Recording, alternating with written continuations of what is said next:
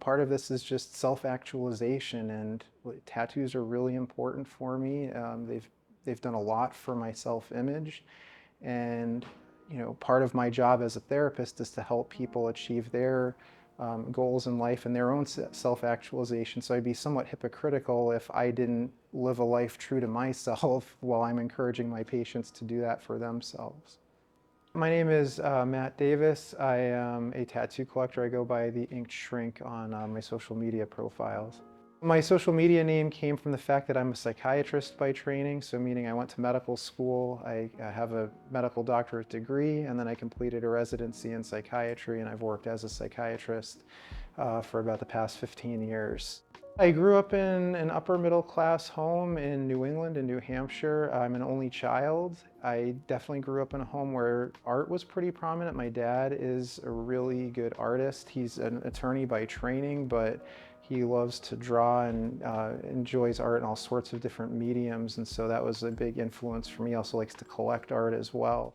First recollection I have of seeing a tattoo was when Shaquille O'Neal was profiled in Sports Illustrated, and I was probably about 13 or 14.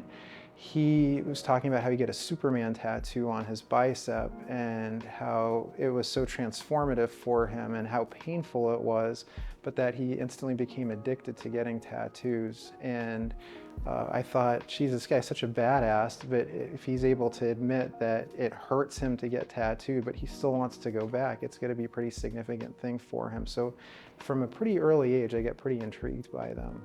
My first tattoo, I'm embarrassed to say, was the quintessential actually tramp stamp. So I had to balance being a badass rebel with the fact that my parents couldn't see the tattoo. So it was probably about a $50 size, typical flash. It was like a tribal sun that I got on, obviously, my lower back. And I wound up having covered by an even worse tattoo probably about 2 years after that. And then thankfully I get that all lasered and covered, and it looks a lot better now.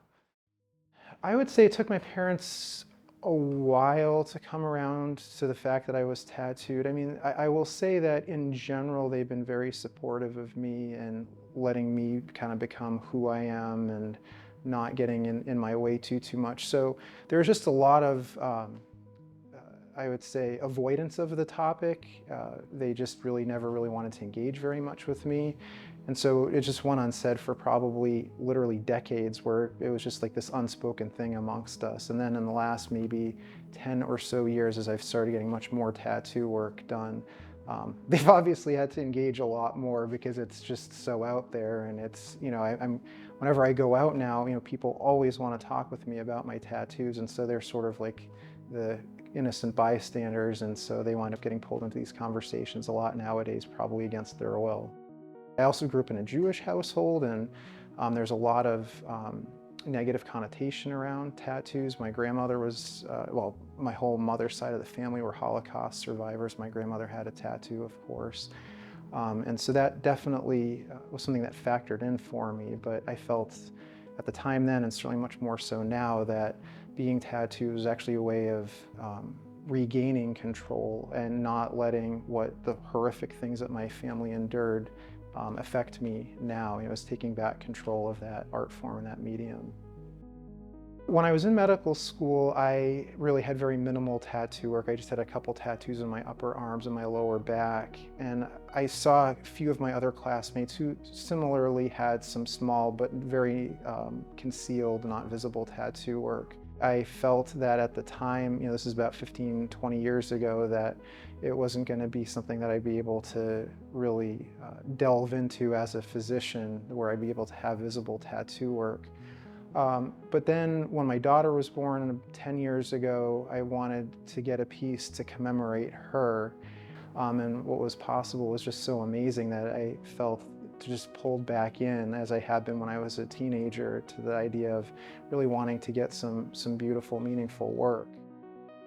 I did have concerns professionally and as a physician what it would mean like to have visible tattoo work, but I think my tattoo journey has coincided with tattoos being more acceptable in society, more acceptable amongst professionals.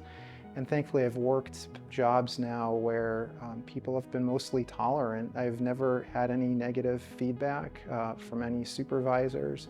And from a patient standpoint, my tattoos have always been a positive. They help me connect with patients and I think humanize me. I did wait a while to do my hands, and that was something I waited on for quite a while until I felt I was sufficiently established in my position and my job, but also kind of reading the tea leaves with where society is at. And there's been a big push the last few years on efforts to be more inclusive, to have a more diverse workforce. And by no means am I equating myself being a heavily tattooed person with the struggles that marginalized people have had at all. However, I think it's been amazing that we have made efforts to be more inclusive and to recognize that there are very talented people that look and talk and sound differently. I kind of felt like, as I was saying earlier, this idea on this path to self-actualization, I'd be hypocritical if I'm championing efforts for us to have a more diverse workforce, but for me to not have visible tattoos, because they are such a part of who I am.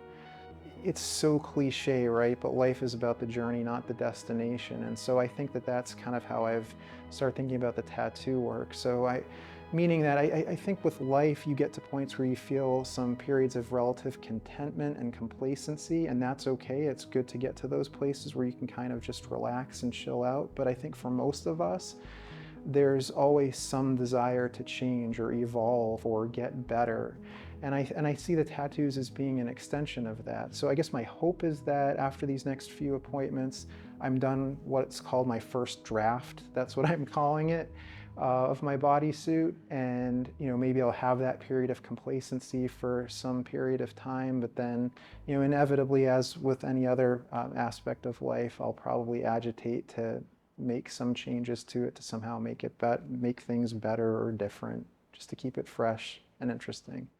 I think for me, it's become more about getting to the sense of feeling complete with getting my tattoo work done. Like I'm striving for this idealized version of myself, but not just in terms of my physical appearance and how tattoos kind of show me off to the world, but just in terms of feeling like I'm being true to myself and that I'm honoring myself, that I'm loving myself in a way that I never did before. So yeah, it is a lot different. I mean, when I was younger, it was really about being rebellious badass, right? I mean, I was certainly the only first person that in my friends or family group or my college group that got tattooed. And back then it really was about counterculture, and just the culture of tattooing has changed so much in those 25 years.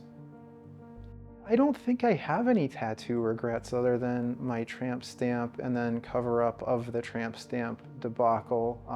That was pretty bad. I was at a convention a few years ago getting some of my back pieces judged in a contest, and the MC, this was obviously before I got them lasered and covered, the MC had no problem pointing out how horrifically bad they were and kind of humiliated me in front of a couple hundred people. Otherwise, no, I have been pretty thoughtful about the work that I've had done in terms of both the content and the artists who've done them. So I feel pretty content with the work that I have, no major regrets. I think I probably would have done things the same way if I went back to college and could do things all over again. I really do, because I mean, there's that whole saying, right? You've never been tattooed until you've had a bad tattoo, right? So I mean, I had to be part of the club, right? And it happened to be, thankfully, that my first 2 tattoos were horrible. But thankfully they were small and not easily visible and easy relatively to laser and cover up.